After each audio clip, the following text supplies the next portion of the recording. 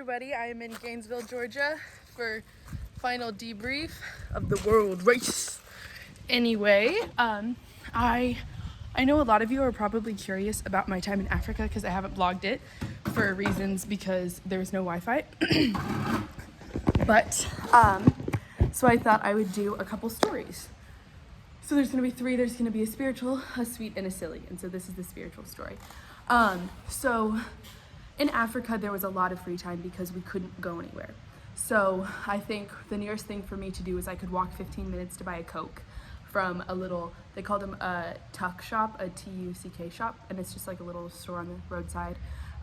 There's not a whole lot there except for like cookies, like milk and like Coke and like laundry soap. But they were awesome, and so I could go get a Coke, or I could wait 40 minutes for a kumbi, which is what they call vans there, to go to a gas station that was like a 20-minute drive away. Or I could wait 40 minutes for a bus to go to the safari restaurant, which was like a cool like safari place. And they have like, it's the only restaurant that we could go to. So we went there a lot, and it was really sweet, and it was like a 40-minute drive away, and then we'd have to go back. And so that was so fun, but so it was pretty desolate, and there was not a whole lot to do, but that just made our squad, the group of 40 people that I travel with, so much closer. And so we had worship nights twice a week, and on the Friday night one, someone from our squad would do a teaching. So it could be like a 15-minute discussion with the whole squad after they share a little bit about what God's been teaching them, or a 30-minute talk, or really anything that they wanted it to look like. And I remember one of my squad mates, Lucy, she's really sweet and I love her so much. She did one on the difference between love and romance. And so growing up, I think like, especially like in society, it's just definitely like ingrained that like we're supposed to be in couples, and like I just like always wanted someone to fall in love with me, you know, like I think it's taught to little girls that like their goal, like their main goal in life is to like be wanted by someone, like be desired, like be desirable.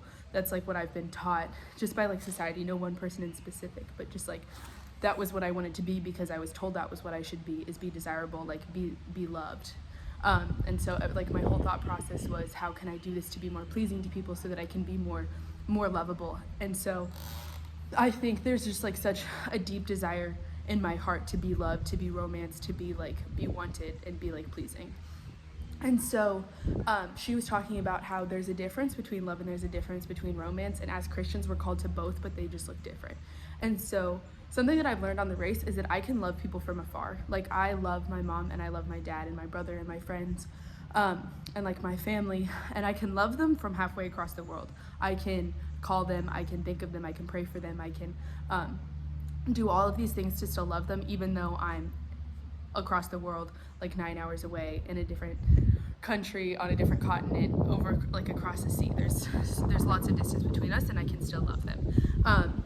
But you can't necessarily, it's way harder and if not impossible to romance someone from that far away. And so not only are we loved by God as Christians, but we're romanced by God. And so God can't romance me from anywhere but next to me or inside me. Like it's like falling in love with a person. Like every time God sees a new part of me, even though it's not new, because he knows like me to like the deepest part of my soul, he's so in love with it because he made it, and he like wants every part of me. Like he doesn't need it, he just wants and loves so deeply every part of me. And I think that's like kind of what I wanted in like a relationship. Like I just want to be seen, I just want to be known, I just want every part of me to be loved. And I want someone to like work for me, and I want someone to like take steps and do actions to love me, especially like that's just like what people want. And so that is what God does for me. Like God, I can love someone from a distance, but that's not what God's love looks like for me. God is like romancing me, like we're falling in love. Like he, like every second of every day is just like another opportunity for me to love God and fall more in love with him, and same for him with me, even though he knows me. It's just like, it's so sweet. And like God is captivated by me like someone is with like their significant other, or like God is just like so in love with me, but it can't be done from a distance. Like God is inside me, and the love that he gives me is not far away, and it's not something that isn't tangible. It's like right there every second. Like he's just doing everything he can to like love me. anyway, that's something that I learned spiritually in Africa. So thank you to Lucy and God for using Lucy to speak to me through that way, and it was awesome, and I'm very grateful to have learned that.